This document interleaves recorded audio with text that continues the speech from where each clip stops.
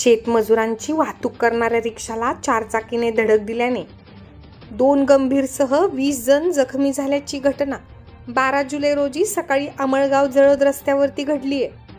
चोपडा तालुक्यातील बुधगाव येथून रिक्षा क्रमांक MH19 BJ 4365 मध्ये सुमारे 16 शेतमजूर सकाळी 7:30 वाजण्याच्या सुमारास अमळगावकडे आणले जात होते.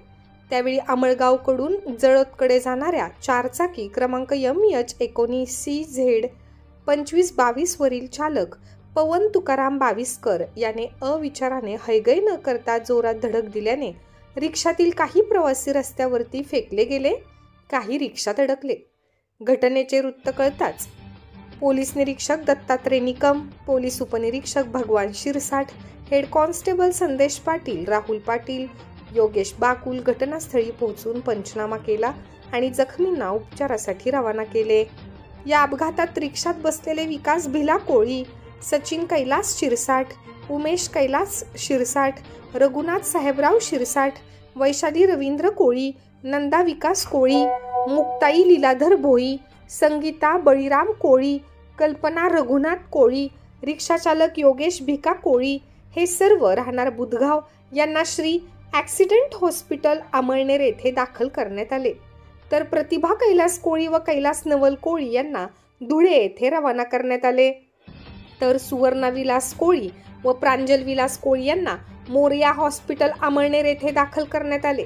तर चारचाकीतील चालक पवन तुकाराम बाविस्कर, शीतल पवन बाविस्कर, मीराबाई बाविस्कर तसेच 13 महिन्यांचा अशोका तसेच प्रांतल कोळी या बालकांना धुळे येथील देवरे हॉस्पिटल धुळे येथे दाखल करण्यात आले. तर रेखाबाई भरत शिरसाट, सुंदबाई उत्तम कोळी, जनाबाई निंबा साळुंखे यांना ग्रामीण रुग्णालयात दाखल करण्यात आले आहे.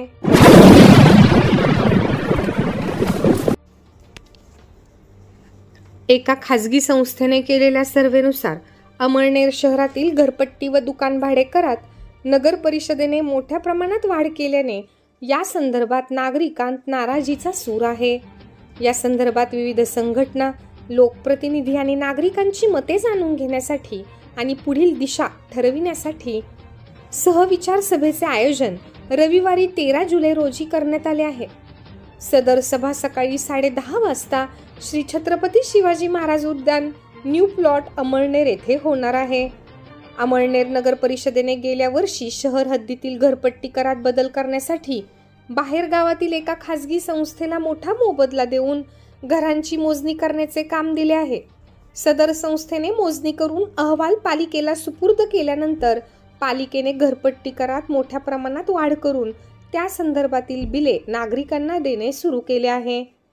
एकदम मोठ्या रकमेची बिले हातात पडल्याने अनेकांना धडकी भरत असून यामुळे आवाजवी वाढ केल्याची भावना नागरिकांच्या मनात निर्माण झाली आहे. पालिकेने ही वाढ कोणत्या निर्देशानुसार केली या संदर्भात कोणताही खुलासा केलेला नसून इतर शहरांच्या मानाने ही वाढ अन्यायकारक असल्याचा सूर नागरिकांत आहे.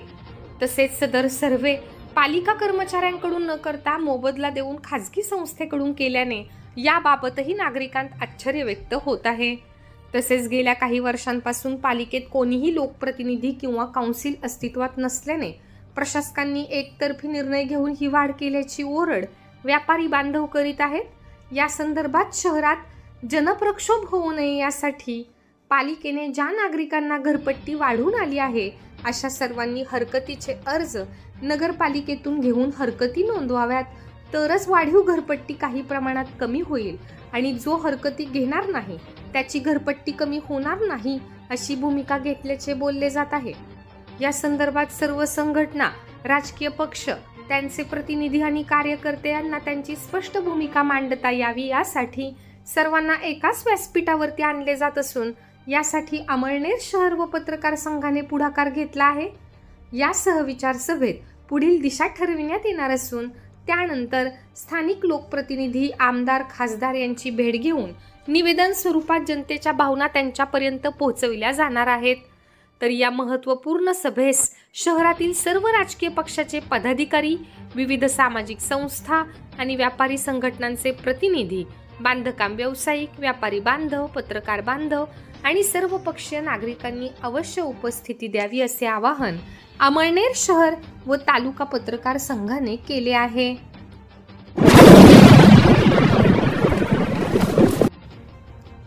शालेय विद्यार्थ्यांमध्ये वाढणाऱ्या साखरेशी संबंधित आरोग्य समस्यांच्या पार्श्वभूमीवर अमळनेर शहरातील Shri NT Mundada global view स्कूलने साखरमुक्त शाळेकडे वाटचाल सुरू केली आहे। शालेय विद्यार्थी चॉकलेट्स, जेली आणि अन्य गोड पदार्थ खात असल्याने लहान वयातच त्यांना निरनिराळ्या व्याधी जडू लागतात। याबाबत पालक व विद्यार्थ्यांमध्ये जागृती करणे गरजेचे असून Shri NT Mundada global view स्कूलने शाळेतील सर्व नोटीस बोर्डवर याबाबत आवश्यक ती माहिती विद्यार्थ्यांना समजेल अशा सर्जनशीलपणे लिहिल्याने विद्यार्थी आणि पालकांमध्ये जनजागृती होत आहे। इतकंच नव्हे तर शाळेत विद्यार्थ्यांच्या वाढदिवसाच्या दिवशी चॉकलेट, केक किंवा फास्ट फूड वाटपावर बंदी घालण्यात आली आहे।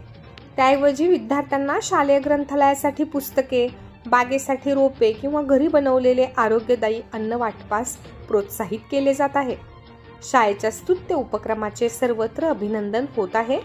दरम्यान साखरेच्या अतिसेवनामुळे लहान मुलांमध्ये डायबिटीज सारखे आजार बालवयात जडल्याचे लक्षात आल्याने हा उपक्रम राबविण्याचा निर्णय घेतला असून या उपक्रमात विद्यार्थी व पालकांचाही उत्तम सहभाग लाभत असल्याचे NT Mundada global view school principal Shri L Laxman यांनी सांगितले।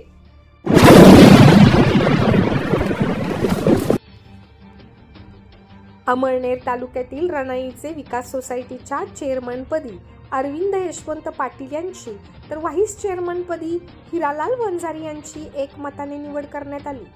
यावेळी सोसायटीचे भास्करराव पाटील, भूषण पाटील, शिवाजी पाटील, मोरसिंग वंजारी, स्वप्नील पाटील, मुरलीधर पाटील, शालिक पाटील उपस्थित होते। तर निवडणूक निर्णय अधिकारी म्हणून सुनील महाजन यांनी काम पाहिले।